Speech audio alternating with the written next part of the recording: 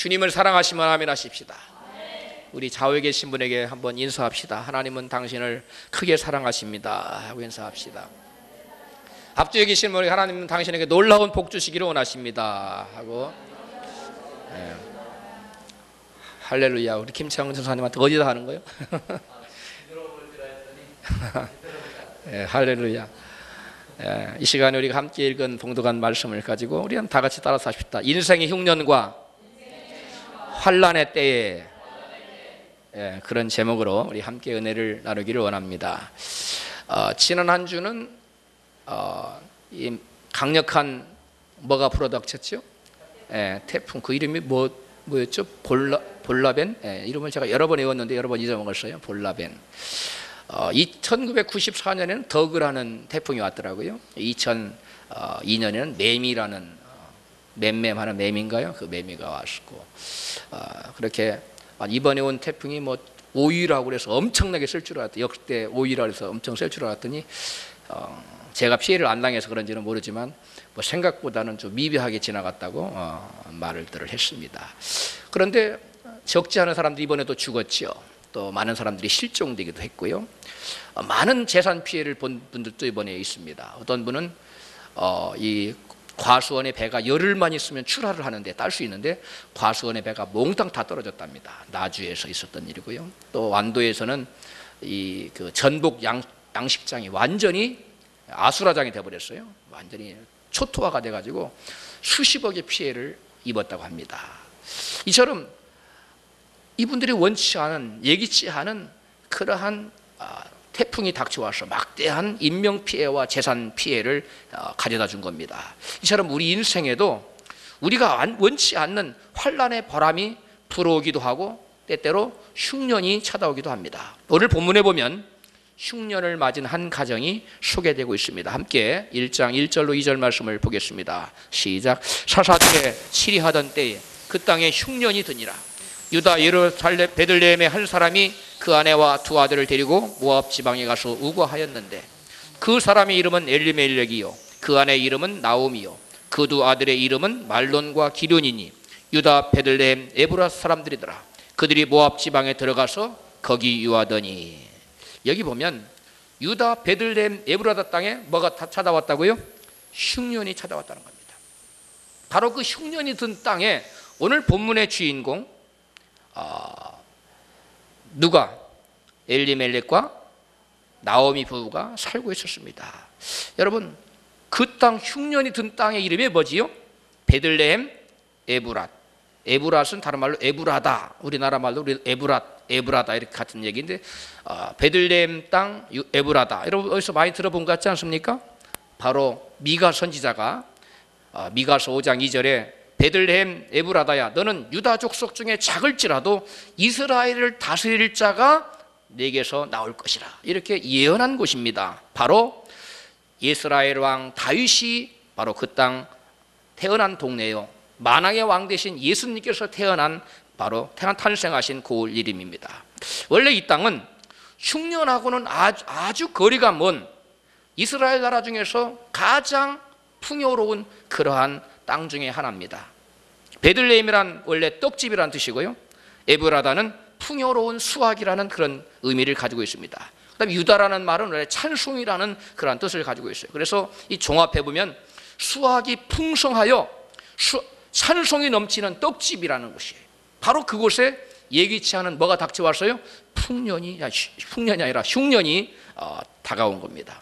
한국의 때때로 원치 않는 태풍이 찾아오듯이 풍요가 넘치는 베들레헴 떡집에도 에브라다 그 떡집에도 예기치 않은 흉년이 닥쳐왔습니다. 이 하나님의 백성에게 믿는 자에게 흉년과 고난이 다가오는 경우는 보통 세 가지 경우라고 성경은 우리에게 가르쳐 줍니다. 첫째는 믿는 자가 죄를 지었을 때 매를 맞는 채찍의 고난이 있다고 성경은 말씀합니다. 죄를 지어 매를 맞고 참으면 무슨 칭찬이 있으리요 라고 베드로전서 2장 20절에 기억하고 있는데요. 그러므로 우리가 인생을 살면서 흉년을 만나거나 태풍을 만나거나 이런 고난을 만나고 환난과 시련이 닥칠 때는 먼저 우리 자신을 겸허히 뭐 해야 됩니까? 돌아봐야 됩니다. 내가 혹시 하나님 기뻐하시지 않는 그 어떠한 죄를 짓지는 않았는가? 스스로를 겸허하게 돌아보는 그러한 자성의 시간이 되어야 돼요. 두 번째, 이러한 흉년과 환난의 바람이 불어오는 것은 죄를 지었을 때만이 아닙니다. 죄를 전혀 짓지 않았는데도 불구하고 하나님의 허락하신 고난이 있습니다. 욥에게 닥쳐온 그러한 고난처럼 말입니다. 성경은 베드로전서 2장 19절에 애매히 고난을 받아도 하나님을 생각함으로 슬픔을 참으면 이는 아름다우나 이렇게 말씀하고 있습니다. 야고보 사도는 이러한 고난을 우리를 온전케 하려고 주신 하나님의 시련이라고 그렇게 해석을 했습니다. 내 형제들아, 너희가 여러 가지 시험을 만나거든. 여기서 시험이라는 것은 영어로 트라이얼스인데 시련이란 말이에요. 시련. 온전히 기쁘게 여기라. 환난과 시련이 닥쳐오거든 기쁘게 여기라는 거예요. 이는 너희의 믿음의 시련이 인내를 만들어내는 줄 너희가 알미라. 인내를 온전히 이루라. 이는 너희를 온전하고 구비하여 조금도 부족함이 없게 하려 함이라. 죄를 짓지 않았음에도 불구하고 우리에게 때때로 시련의 바람과 환난과 태풍이 몰아쳐오는 것은, 흉년이 닥쳐오는 것은 그러한 시련을 통해서 우리로 하여금 결국 조금 더 뭐하지 않게 하려고, 부족함이 없게, 우리를 온전케 하려고, 우리에게 복을 주시되 넘치게 주시고 우리에게 풍성한 은혜를 주시기 위해서 하나님께 허락하신 고난이라는 겁니다. 세 번째는 축복의 말씀을 도적질하기 가기 위해서 마귀가 가져다주는 그러한 고난이 있습니다. 이러한 고난은 우리가 하나님 말씀의 은혜를 받을 때 찾아옵니다. 또한 하나님 말씀에 순종하여 그 말씀을 지키고 살아가려고 할 때 또 찾아옵니다. 그때 우리는 하나님 말씀을 굳게 부여잡고 어떠한 환난과 시험의 바람이 불어와도 요동치 않고 말씀 위에 굳게 서 있어야만 마귀가 그 말씀을 빼앗아가지 못하고 축복을 빼앗아가지 못하고 하나님께서 우리에게 주시기를 원하는 그 놀라운 축복들이 다 저와 여러분의 것이 될 줄로 믿습니다. 할렐루야. 여러분, 그런 사람이 누구 있습니까? 바로 요셉이 그렇습니다. 다니엘과 세 친구가 그렇습니다. 다윗에게 찾아온 고난들이 바로 그러한 것들입니다. 그 사람들은 끝까지 주의 말씀을 지켰고 말씀 위에 서서 인내했기 때문에 결국 그들을 집어삼키려고 찾아왔던 갖가지 시련과 환난과 풍파와 인생의 모진 역경들은 결국을 그들을 높이 세우는, 결국 뭐가 되고 말았어요? 디딤돌이 되고 말았습니다. 여러분, 우리가 하나님 말씀 위에 서 있을 때 어떠한 시련과 역경과 폭풍이 찾아온다 할지라도 말씀에 굳게 서 있으면 그러한 환난과 시련의 바람은 우리를 더 높은 창공으로 올리는 디딤돌이 되고 만다는 사실을 믿으시고 감사하시기를 주 이름으로 축복합니다. 여러분, 누구도 태풍을 피할 수 없듯이 우리는 이러한 예기치 않은 인생의 흉년을 피해갈 수가 없습니다. 때로는 물질적인 궁핍의 흉년이 찾아올 때가 있어요. 또 육체적인 질병의 흉년이 찾아올 때도 있습니다. 또한 인간관계의 극심한 갈등이라는 그러한 흉년이 찾아오기도 합니다. 부부간의 갈등, 부모와 자녀의 갈등, 또는 형제간의 갈등이 올 수도 있습니다. 또한 믿었던 동료나 직장으로부터 배신을 당하는 그러한 흉년이 올 수도 있습니다. 때로는 영적인 깊은 영적인 침체라는 흉년이 우리에게 찾아오기도 합니다. 하나님을 향한 뜨거운 첫사랑이 식어버리고 그 신앙이 싸늘하게 식어서 하나님을 앞에 나가는 것이 점점 싫어지고 기도하는 것이 식어지고 열정이 점점 식어지는 것, 이 어떠한 흉년보다도 가장 무서운 여러분 흉년입니다. 오늘 본문에 나타나는 엘리멜렉과 나오미 부부 가정에 이 여러 가지 흉년이 복합적으로 찾아왔습니다. 저들의 인생에 먼저 어떤 흉년이 찾아왔습니까? 물질적인 흉년이 찾아왔지요. 신앙이 싸늘하게 식어지는 영적인 침체 흉년이 찾아왔습니다. 원래 여러분, 엘리멜렉이라는 그 이름의 뜻은 나의 하나님은 왕이시다, 그런 의미를 갖고 있어요. 이름이 좋아요, 안 좋아요? 이름 엄청 좋아요. 나의 하나님은 왕이시다. 반대로 말하면 내 인생에 나를 다스리시는 분은 누구시라는 거예요? 하나님이시래요. 나는 하나님의 통치를 받고 삽니다. 나는 하나님 인도를 받는 하나님의 빼신 백성이라는 그런 아름다운 이름을 가지고 있어요. 그런 신앙 고백을 하며 살았던 자입니다. 이렇게 믿음이 뜨거웠던 자가 엘리멜렉이 영적인 침체가 찾아왔어요. 영적인 흉년이 찾아왔습니다. 그러자 엘리멜렉은 하나님과는 전혀 상관이 없는 어디로 도망치고 맙니까? 모압이라는 땅으로. 거기에 하나님이 함께하지 않는 땅입니다. 거기 하나님 말씀이 있는 곳도 아닙니다. 여러분, 많은 사람들이 이 태풍이 들어닥치는 일생의 흉년을 만나면 두려워하고 절망합니다. 그래서 이 태풍이 오면요, 미국에서는 과학이 세계적으로 제일 많이 발달한 나라잖아요. 참 미국다운 시도를 했다, 그런 제가 생각을 했는데, 이 태풍을 약화시키려는 시도를 했어요. 실제로 태풍을 어느 정도 약화시키기까지 하고 많은 예산을 투입해서, 왜? 태풍의 심해가 너무 심하니까. 미국에서는 한국하고 다르게 그 해리케인이라는 강도와 이런 속도며 이런 모양새가 좀 다릅니다. 이 아시아권에 나타나는 것과는 다른데, 허리케인이 휩쓸고 나면 피해가 막심하니까. 그런데 그 엄청난 태풍을 일어나지 않도록 또 약화시키기 위해, 태풍이 올지라도 약화시키기 위한 여러 가지 과학적인 시도를 했어요. 그런데 요즘은 그러한 시도를 더 이상 하지 않는다고 합니다. 왜 그런 줄 아십니까? 과학자들이 태풍에 관한 깊은 연구를 해봤더니, 이 태풍은 우리 인간에게 주는 피해보다도 100배 이상 더 커다란 엄청난 유익을 가져다 준다는 거예요. 태풍이 존재하지 않으면 지구는 존재할 수 없는, 사람이 살아갈 수 없는 황폐한 땅으로 바뀌어버린다는 겁니다. 이것을 과학자들은 깨닫고 나서 더 이상 태풍을 없애기 위한 어리석은 시도를 더 이상 하지 않게 되었다고 합니다. 태풍은 인간에게 뭐 한다고요? 피해보다는 뭘 가져다 준다고요? 더 큰 유익을. 우리가 언뜻 보기엔 우리를 태풍 좀 없었으면 좋겠는데, 하지만 여러분, 태풍이 불 때 감사하시기 바랍니다. 할렐루야. 하나님이 저와 여러분을 살리시기 위한 조처로서 지구가 생존하도록, 사람이 살 수 있는 그런 토양과 그런 환경을 유지시키도록 하기 위해서 하나님께 태풍을 허락하셨다는 것입니다. 마찬가지로 저와 여러분 인생에 우리가 원치 않는 그런 태풍의 바람이 불어올 때 많은 사람들이 뒤로 물러가고 하나님을 원망하고 이웃을 원망합니다. 믿음이 사늘하게 식어져 하나님 떠나갑니다. 오늘 본문에 나타나는 엘리멜렉과 나오미 부부처럼 베들레헴 에브라다를 떠나서 하나님이 없는, 하나님 말씀이 없는 모압으로 물러간 것처럼, 오늘날 너무나 많은 사람들이 믿음이 뜨겁다가도 자기에게 환난의 바람이 불고 원치 않는 시련과 역정이 닥쳐오면 하나님을 뒤로하고 말씀을 뒤로하고 세상 모압으로 나갑니다. 여러분, 태풍은 우리에게 유익한 것이에요. 우리 옆에 계신 분에게 태풍이 유익한 것이라네요. 얘기하세요. 그런 것처럼 우리 인생에게도 시련의 밤이 닥쳐올 수 있고, 환난과 어려움과 모진 역정의 바람이 마치 나를 온전히 집어삼킬 것 같은 흉악한 모습으로 달려오는 어떠한, 여러분, 허리케인이나 태풍이나 그런 유라굴로와 같은 모습이라 할지라도, 그것은 저와 여러분을 결국적으로 죽이기 위한 것이 아니라 뭐하기 위해서 허락하신 거예요? 살리시기 위한 하나님의 섭리라는 것입니다. 이 세상이 황폐하지 않고 바다가 죽지 않고, 여러분, 세상이 사막으로 변하지 않도록 하기 위해서 태풍을 허락하신 것처럼 우리의 심령이 황폐화되지 않고 사막처럼 메마르지 않기 위해서 저와 여러분에게 하나님께서 시련을 허락하고 환난을 허락했다는 사실을 생각하고, 우리가 원치 않는 크고 작은 여러 가지 시련과 역정이 닥쳐올 때 우리는 그저 뭐만 해야 돼요? 감사해요. 이렇게 대답이 없어요. 감사하기 싫어요? 네, 누구나 이 허리케인이나 환난이나 어려움이 닥치는 걸 원하는 사람이 누가 있겠어요? 그러나 그것이 없으면 저와 여러분이 죽습니다. 영적으로 죽어요.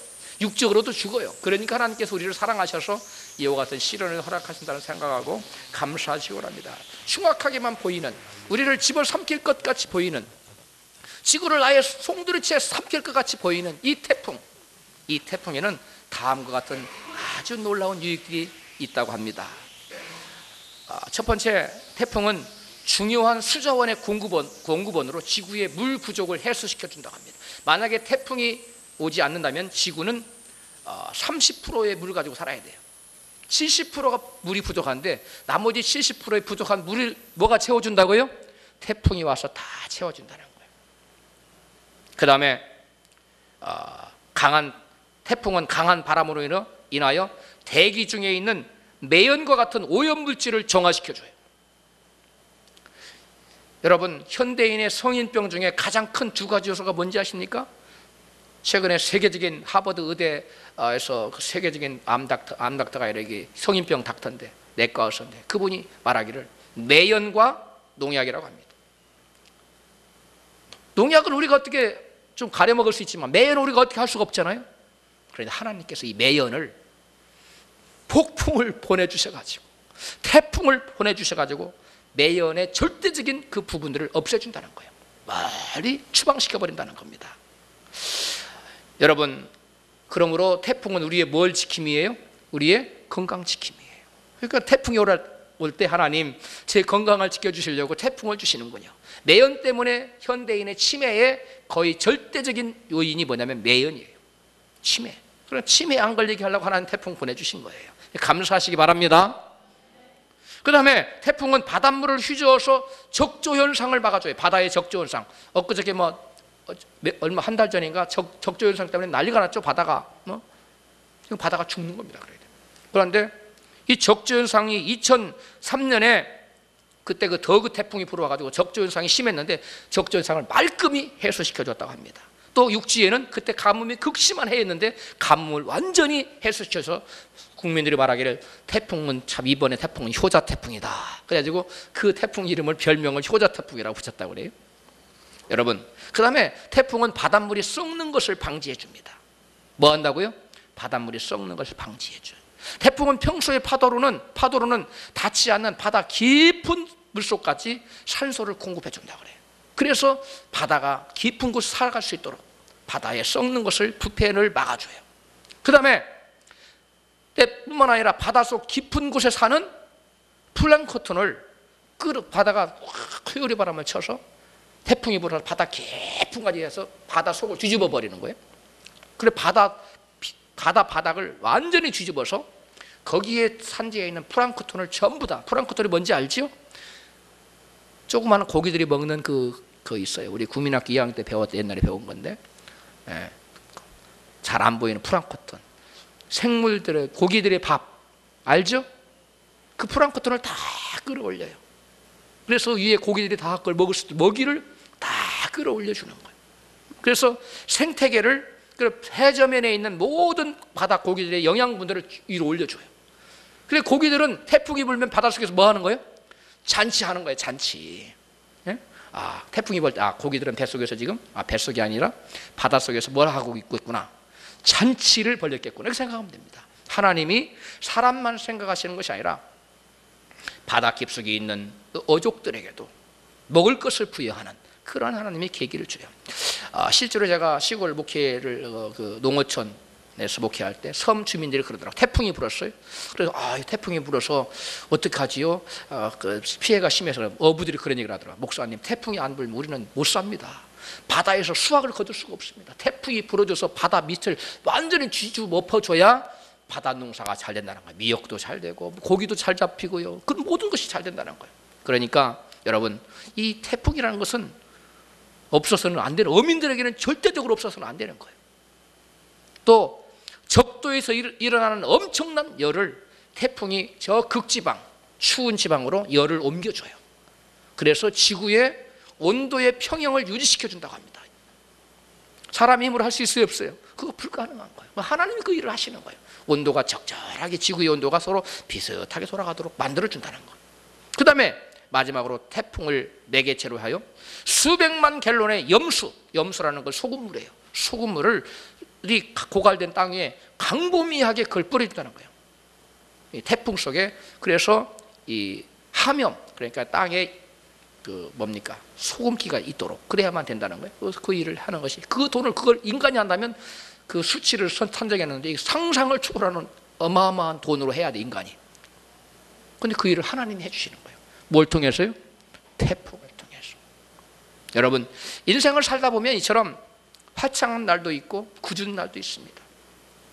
좋은 일도 있고 좋을 때도 있고 힘들고 어려울 때도 있습니다. 정말 주저앉고 싶을 때도 있습니다.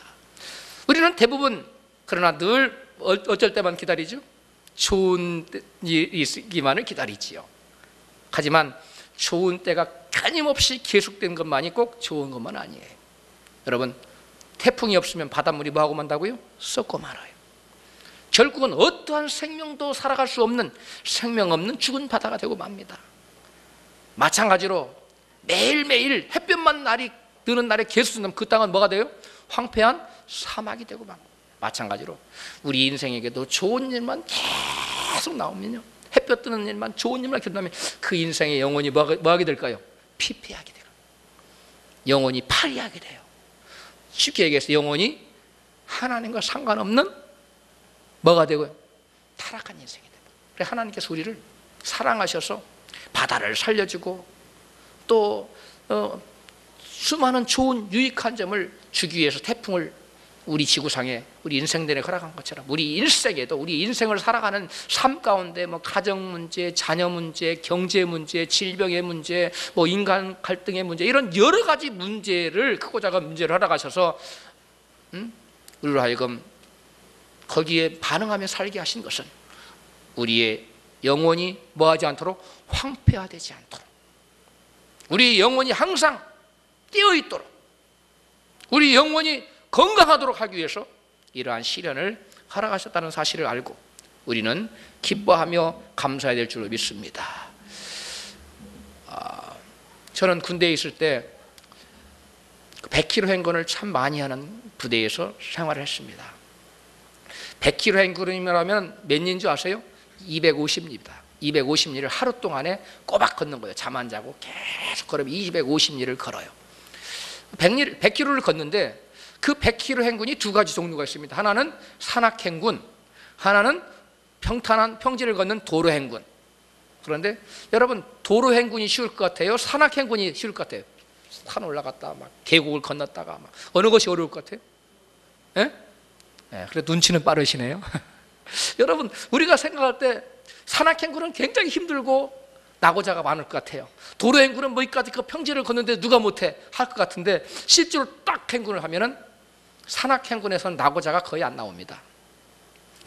힘들게 올라갔다가 또 내려갔다가 바다 그 강을 건넜다가 뭐 이게 하니까 오르락 내리락 하면서 사람이 긴장했다가 이완했다가 이렇게 하니까 이게 사람이 이게 버틸만 한 거야. 이게 변화가 있으니까. 그런데 언제 낙오자가 생긴지 아십니까? 평지 도로를 평탄한 길을 쭉 100km를 걷는 것은 낙오자가 우죽순처럼 생겨버려요. 견디지를 못하는 거예요.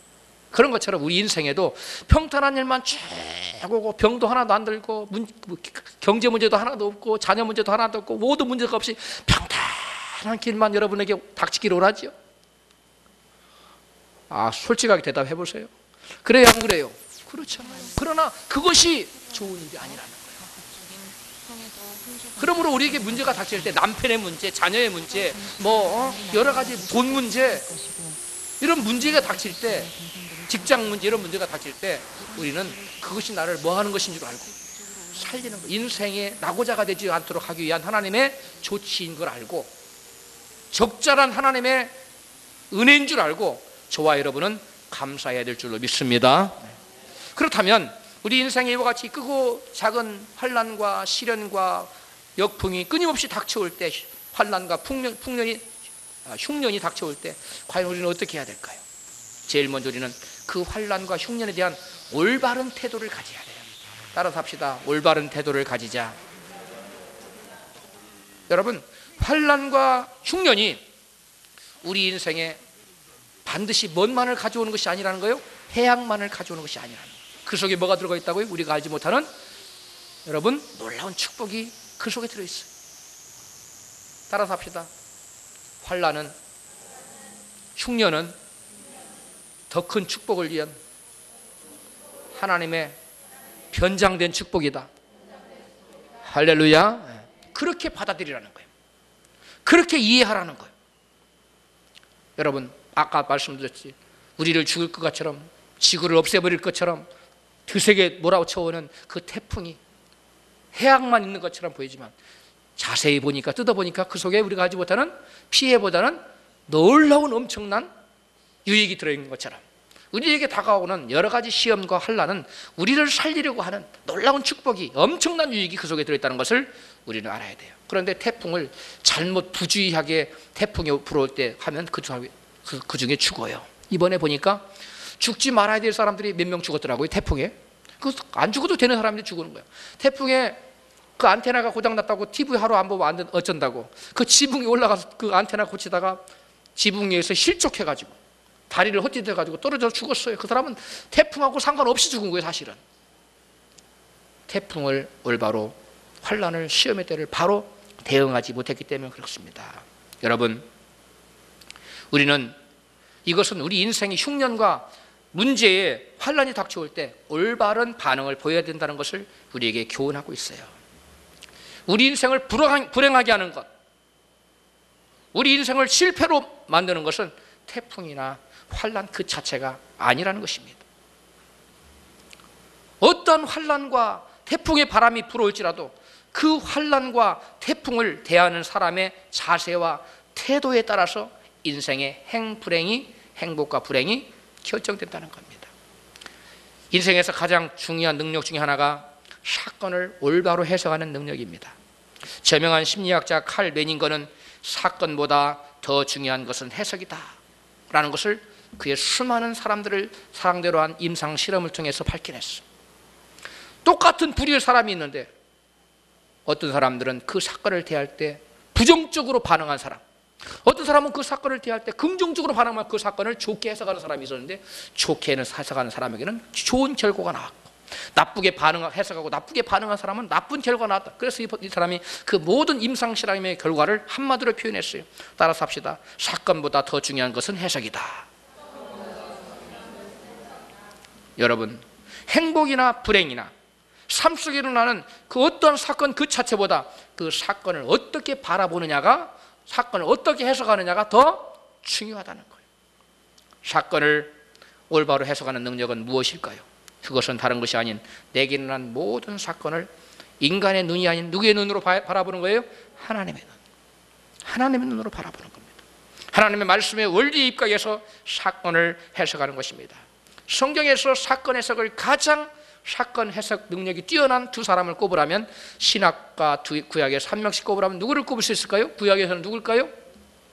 요셉입니다. 요셉은 놀라운 사건 해석 능력을 가진 사람입니다. 당신들이 나를 이곳에 팔았으므로 근심하지 마소서, 한탄하지 마소서. 하나님이 생명을 구원하시려고 나를 당신들 앞서 보내셨나이다. 하나님이 큰 구원으로 당신들의 생명을 보존하고 당신들의 후손을 세상에 두시려고 나를 당신들 앞서 보내셨나니, 그런즉 나를 이리로 보낸 자는 당신들이 아니요 누구라고요? 하나님이시라.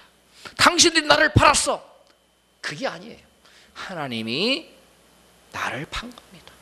하나님 나를 이리 당신들과 당신들의 후손을 세상에서 생명을 보존해 두시려고 하나님이 나를 앞서 보내셨을 뿐이고, 당신들은 그저 하나님의 뭐에 불과했어요? 도구에 불과했는데 내가 당신들을 어떻게 미워할 수 있겠습니까? 내가 당신들에게 원수라고 생각할 수 있겠습니까? 이렇게 해석했다는 거예요. 여러분 앞길을 가로막는 것처럼 보이는 사람, 도저히 용서할 수 없다고 생각되는 사람이 있습니까? 요셉처럼 하나님이 그 사람을 통해서 나를 더 뭐하시고 세우시고 더 큰 축복을 주시기 위한 하나님의 축복의 도구구나. 그런 사람을 미워할 수 있겠어요? 미워할 수 없습니다. 용서하시고 여러분 넓은 마음 품으시기를 바랍니다. 여러분, 신약에서는 어떤 사람이 가장 뛰어난 사건 해석의 능력자입니까? 바울입니다.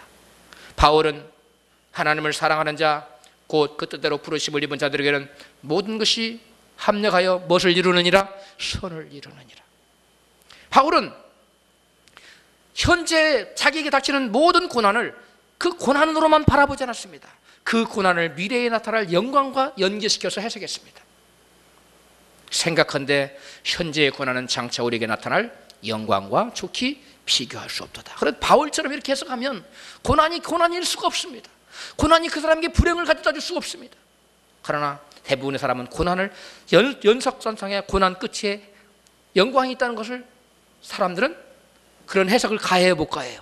가하지 못합니다. 여러분, 고난을 무엇과 연결시켜서 생각하라고요?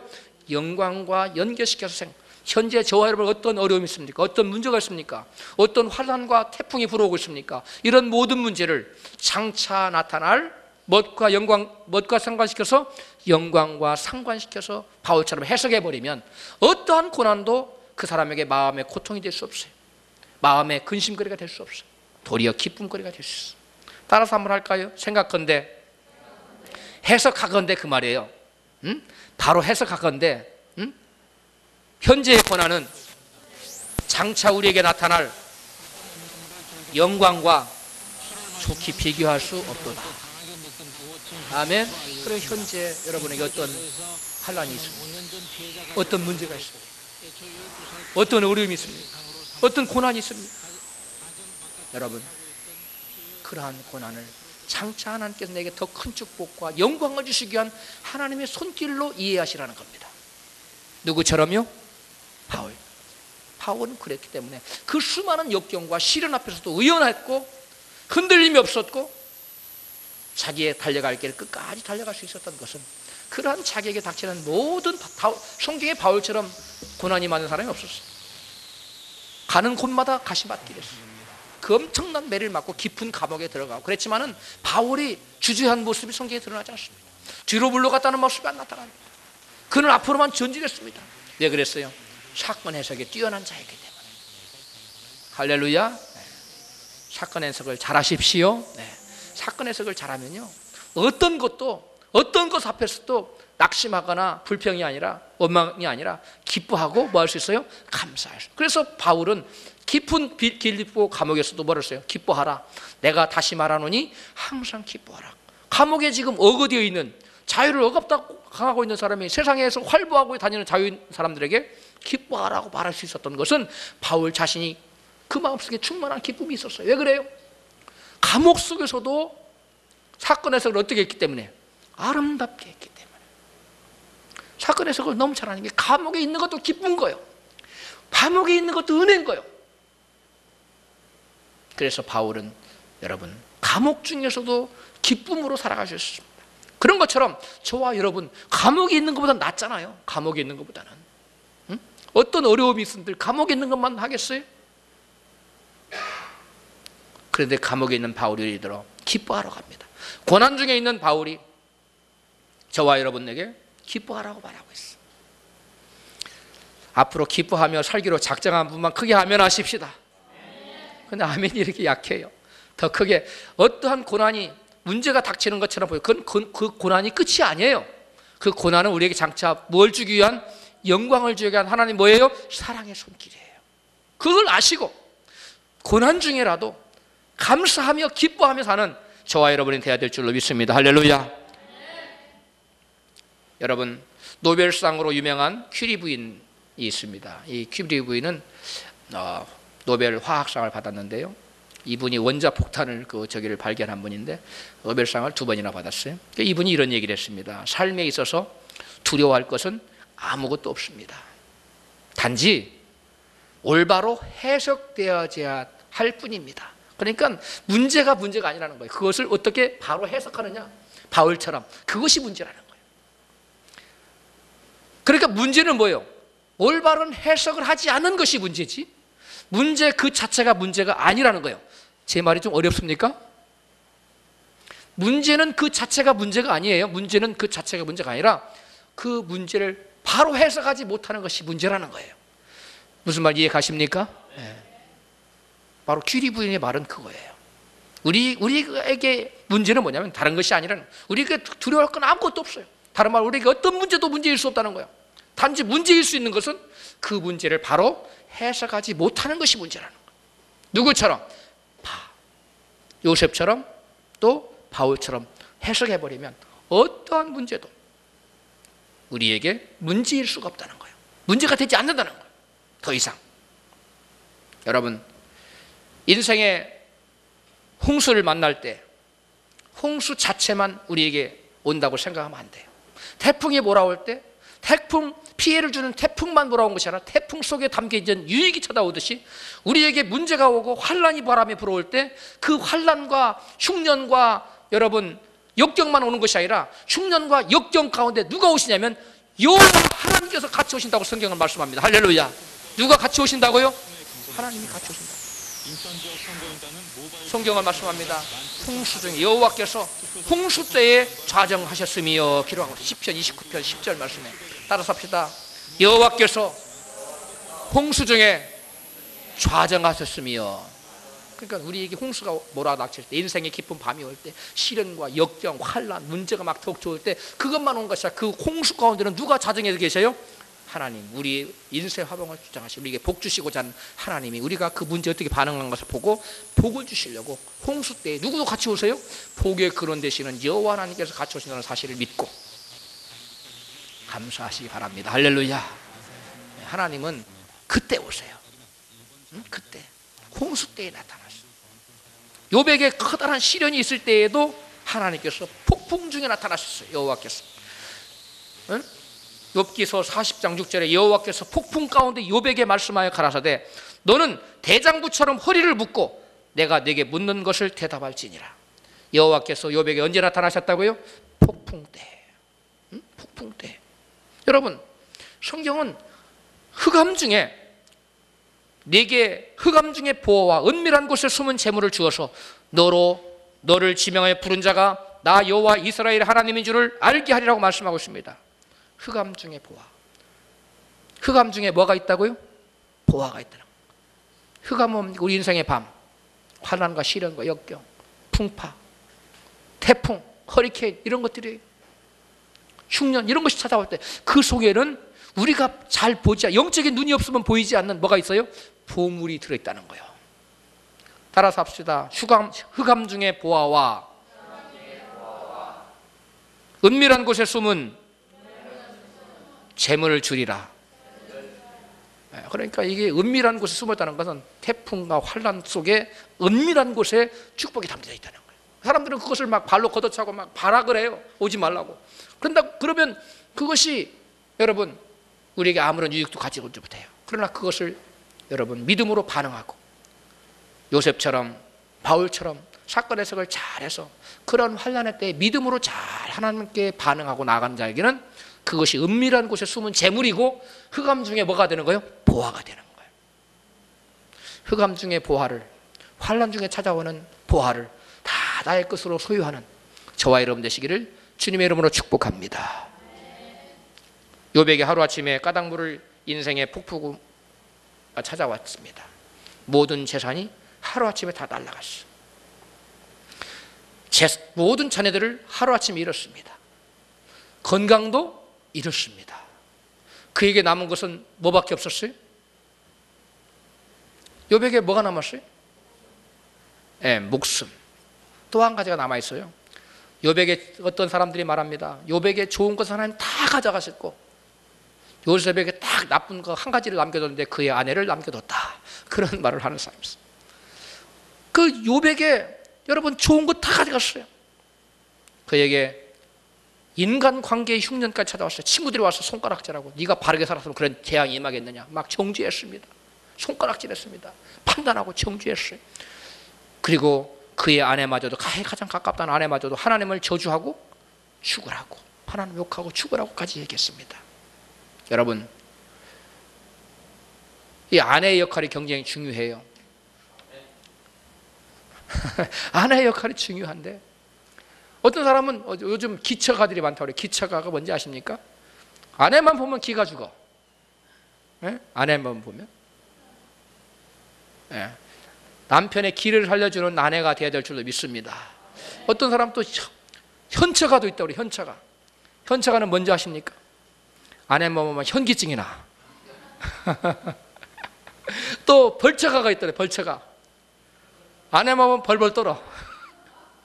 아내만 보면 기뻐해야 될 사람이 아내만 보면 기가 살아야 되고 아내만 보면 기쁨이 있고 아내만 보면은 좋아야 되는데 막 현기증하고 벌벌 떨면 되겠어요? 여러분 꼭 기억하십시오. 아내의 칭찬 한마디, 아내의 격려 한마디는 남편을 살립니다. 할렐루야. 아내들이요 남편을 항상 기를 살려주십시오. 똑같은 두 명의 벽돌공이 성전을 건축하고 있었어요. 우리 시집갈 자매들도 잘 들으세요. 요즘 여권 신장이 세져가지고 저기 하는데 두 벽돌공이 있었는데 하나는 뭐라고 그랬어요? 돈 벌러 가라고 깨웠어요. 또 하나는 뭐라고 깨웠어요? 도시건설하라고 깨웠어요. 도시건설하라고 남편을 위로하고 격려하며 들었던 그 벽돌공은 나중에 뭐가 됐어요? 도시건설업자 회장이 됐어요. 그러나 돈 벌러 가라고 한 사람 그냥 벽돌공으로 죽었어. 여러분 욥이 인생에 엄청난 폭풍우를 만나 흑암 속에 있을 때 하나님은 찾아오셨어요. 저와 여러분에게 폭풍이 닥쳐오고 문제가 닥쳐올 때 여러분 건강을 다 잃었고 인간관계가 헝클어졌을 때 대부분의 사람들은 너무 힘들어하고 어려워합니다. 그 견디기 어려운 폭풍 가운데 그 홍수 중에 우리 하나님도 같이 함께 오신다는 사실을 여러분 믿으시기를 바랍니다. 할렐루야. 그러므로 우리가 인생의 흉년을 만나고 어두운 밤을 통과할 때 낙심하거나 뒤로 물러가면 되겠어요? 안 됩니다. 오히려 더 하나님 앞에 나가야 돼요. 여러분, 엄마 아빠가 자녀들을 매로 두드러 팰 때 미워서 때려요? 아니면 사랑스러워서 잘 되라고 때려요? 때로는 또 미워서 때리기도 하지요. 그러나 대부분 사랑스러워서 때리지요. 그런데 그 사랑의 매를 맞는 아이가 멀리 떨어지면 더 매를 세게 맞나. 엄마한테 아빠한테 파고들면 내가 제대로 갑니까 안 갑니까? 안 가지. 그런 것처럼 하나님 앞에 우리가 잘했건 잘못했건 환난이 오고 시련이 올 때는 주님 품에 더 안겨야 돼요. 주님 품에 바짝 안기시기 바랍니다. 예. 문제가 온다고 시련이 온다고 주님 멀리 떨어지면 안 돼요. 말씀을 등한히 하면 안 돼요. 할렐루야. 네, 더 가까이 와야 돼요. 그런데 오늘 본문의 주인공 엘리멜렉과 나오미는 흉년을 만나자 낙심하고 뒤로 물러가고 말았어요. 그들은 하나님이 함께 하시지 않는 땅 어디로 갔어요? 모압 땅으로 갔어요. 말씀이 없는 땅으로 갔습니다. 세상으로 안 갑니다. 쉽게 얘기해서 모압은 세상을 지칭하는 곳입니다. 여러분, 그들은 문제를 만나자 하나님이 함께 하시는 곳 베들레헴 떡집을 떠났습니다. 베들레헴은 떡집이라는 뜻이에요. 예수님께서는 당신을 가리켜 말씀하기를 나는 하늘로서 내려온 산떡이다 이렇게 말씀하셨어요. 예수님이 떡집이라는 뜻을 지닌 베들레헴 마국간 말구유에서 태어나셨습니다. 이게 무슨 말입니까? 예수님은 떡집에서 태어나신 것은 예수님 자신이 하늘에서 내려온 생명의 떡이라는 말씀이에요. 자, 오늘날 떡집은 그럼 어딜까요? 떡방학것이 떡집입니까? 영적으로. 오늘날 떡집은 어디가 떡집이에요? 하나님의 생명의 말씀의 떡이 있는 곳이 여러분 떡집입니다. 그것이 어디입니까? 교회입니다. 아무리 인생의 깊은 밤을 만나고 커다란 흉년을 들어서 먹을 것이 없어도 병들어 당장 죽을 것 같아도 우리는 하나님을 멀리하거나 떠나서는 안 됩니다. 우리의 영혼의 양식인 하나님의 말씀이 있는 교회를 결탄코 멀리하거나 떠나가면 멀리 초량하고 고나요. 멀리 가면 주님에게서 멀리 떠나가면 그러한 힘들고 어려운 여러분 인생의 밤이 더 깊어질 뿐이라는 사실을 여러분 꼭 기억하시기 바랍니다. 예수님은 한 비유를 말씀하셨는데 어떤 사람이 예루살렘에서 여리고로 내려가다가 강도를 만났다고 비유로 말씀했어요. 예루살렘은 하나님의 말씀이 있는 교회를 상징합니다. 여리고는 하나님의 말씀이 없는 세상을 상징합니다. 아무리 힘들고 깊은 밤을 만나고 감당 겨려운 흉년을 만나도 말씀이 없는 곳으로 가면 안 됩니다. 그것은 더 큰 환난과 시련과 흉년을 가져오게 되어 있습니다. 바로 본문의 나오미에게 그런 일이 닥쳤습니다. 함께 3절에서 5절 말씀을 읽겠습니다. 시작. 나오미의 남편 엘리멜렉이 죽고 나오미와 그 두 아들이 남았으며 그들은 모압 여자 중에서 아내를 취하였는데 하나의 이름은 오르바요 하나의 이름은 루시더라. 거기 거한 지 10년쯤에 말론과 기련 두 사람이 다 죽고 그 여인은 두 아들과 남편의 뒤에 남았더라. 여러분, 문제를 만나서 하나님의 말씀이 있는 곳 베들레헴 에브라다를 떠나서 하나님 말씀이 없고 하나님이 계시지 않는 모압으로 떠나버린 하나님께서 멀리 떠났던 그 나오미에게 그 가정에 비극이 연속적으로 비극적인 일들이 나타났습니다. 먼저 어떤 일이 나타났습니까?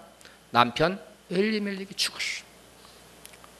두 아들을 의지하고 살았는데 그 두 아들도 말론과 기련도 역시 이름 모를 병으로 죽었습니다. 여러분, 하나님을 떠나 말씀을 떠나 사는 자에게는 이와 같이 어려움이 더욱더 깊어진다는 것입니다. 그런 자에게 유일한 해결책은 하나님 말씀 앞에 속히 회개하고 돌아오는 것입니다. 우리 하나님은 역전의 명수이십니다. 우리 인생이 아무리 힘들고 인생이 헝클어지고 어려움이 있을지라도 회개하고 다시금 돌아오는 자에게는 하나님 그들을 다시금 고치시고 회복시켜 주는 것을 여러분 믿으시기를 바랍니다. 우리 다 같이 6절 말씀을 보겠습니다. 시작. 그가 모압 지역에 해방이 있어서 여호와께서 자기 백성을 돌아보아 그들에게 양식을 주었다 함을 들었으므로 이에 두 자부와 함께 일어나 모압 지방에서 돌아오려 하여. 아멘. 여러분, 나오미는 더 이상 자기 힘으로 어쩔 수 없을 상황에까지 가서야 비로소 회개하고 주님 품에 돌아왔습니다. 그래도 그나마 돌아온 것은 천만다행입니다. 그러나 지혜로운 사람은 나오미처럼 갈 때까지 간 다음에 돌아오는 것이 아니라 매맞지 않고 얼른 하나님의 뜻을 깨닫고 주님 품에 돌아오는 자가 참으로 지혜로운 자인 줄을 믿습니다. 할렐루야. 여러분, 나오미는 하나님께서, 여호와께서 자기 백성을 건고하사 자기 백성을 돌아보사 그들에게 양식을 주었다는 그런 복음을 전해드렸어요. 복된 소식을 전해드렸습니다. 나오미가 회개하고 돌아오자 우리 하나님은 나오미에게 사랑과 자비를 베풀어 주셨습니다. 그녀의 인생에 어둠이 더욱더 깊어지는 그러한 질곡의 인생이 계속되었는데, 이제는 그가 복음을 받아들이고 돌아오는 순간부터 그녀의 인생에 뭐가 들어왔습니까? 빛이 찾아왔어요. 우리가 본문에서 계속 읽지 않았습니다마는 계속 이어지는 하나님의 말씀은 그녀를 따라온 며느리 요압 여인 룻에게 누가 생겼습니까? 남편 보아스가 생겨요. 이스라엘의 유력한 자 보아스가 생겼어. 남편이 생겼어. 그런데 그 보아스와 며느리 룻 사이에 아들을 낳았는데, 그 아들이 하나가 이름이 뭐냐면 오벳이고, 그 손자가 누구냐면 이세며 증손자가 나왔는데 누구예요? 다윗이라는 거예요. 다윗 왕. 그 다윗의 후손 중에 누가 나옵니까? 만왕의 왕 그리스도 예수가 거기 계보를 통해서 나옵니다. 그러면 이 나오미는 결국 누구의 할머니가 되고 마는 거예요? 그리스도 예수의 할머니가 되는 거예요. 그 족보 위대한, 여러분 정말 피폐하고 인생의 밤이 깊어만 가고 문제가 더욱더 깊어만 갔던 이 나오미의 인생이 회개하고 돌아오자 하나님은 그 인생을 고쳐주셨어요. 할렐루야. 우리가 주님을 멀리하고 말씀을 떠나고 죄를 짓기도 합니다. 그래서 우리 인생에 문제가 커지고 고난이 깊어지고 했다 할지라도, 인생의 문제가 엉클어졌다 할지라도 우리는 낙심하고 그 자리에서 좌절할 것이 아닙니다. 회개하고 주님 앞에 나와야 될 줄로 믿습니다. 다시금 주님 말씀 앞에 나와야 될 줄로 믿습니다. 할렐루야. 그러면 그 인생에 다시금 빛이 들고, 여러분 어둠은 물러가고, 여러분 하나님의 놀라운 역사가 납니다. 회개하고 주님께 돌아오게만 하면 저와 여러분의 인생이, 나오미의 인생이 역전되듯이 하나님께서 나오미 인생을 마침내는 회복시켜서 위대한 그리스도를 낳는 족보의 주인공으로 하나님 세워주신 것처럼 우리가 회개하고 주님 앞에 돌아오기만 하면 저와 여러분의 인생도 나오미의 인생처럼 위대한 인생으로 바뀔 줄로 믿습니다. 나오미와 같은 위대한 역전 인생이 되시기를 주님의 이름으로 축복합니다. 기도합시다. 말씀을 생각하면서 우리에게 닥치는 환난과 시련이 우리를 죽일 것처럼 보이지만 사실은 그 속에 하나님께서 계시고 그 속에 놀라운 축복이 담겨 있다는 것을 깨닫고, 이 시간 그동안 우리가 하나님 앞에 살면서 여러 가지 시련과 문제를 당할 때마다 감사하지 못하고 기뻐하지 못하고 원망하고 낙심한 거 회개하고, 우리가 앞으로 문제가 닥칠 때는 언제나 기뻐하며 감사하며 그 모든 상황을 아름답게 해석하여 위대한 인생이 될 수 있도록, 또 우리가 그리스도의 말씀 앞으로 언제 나올 수 있도록 해달라고 다 같이 주여 한번 하고 간절히 기도하겠습니다. 주여 한번 합니다. 주여! 할렐루야. 하나님 아버지 감사하고 찬양합니다.